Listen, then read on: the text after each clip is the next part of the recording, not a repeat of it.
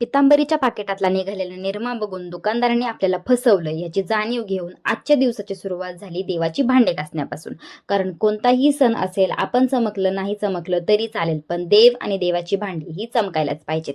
त्यानंतर आईसाहेबांच्या आदेशानुसार मकर संक्रांतीची पूजा मांडून घेतली आणि मग सुरुवात केली आपली कलाकारी दाखवायला, म्हणजेच नैवेद्य बनवायला, जी की आहे तिळगुळाची पोळी. आणि मी ती पहिल्यांदाच बनवणार आहे. मी कोणतं काम हातात घेतलं आहे आणि ते नीट पार पडणार नाही असं होऊ शकत नाही.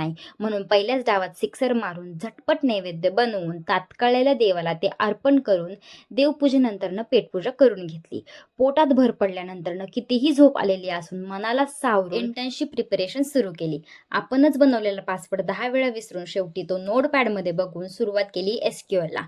आणि आयुष्यापेक्षा जास्त एरर माझ्या आउटपुट सेक्शनमध्ये बघून आयुष्यात पहिल्यांदाच डेटाबेस आणि टेबल तयार करून गड जिंकल्या एवढी फिलिंग घेऊन शेवटी दिवस संपवलाच.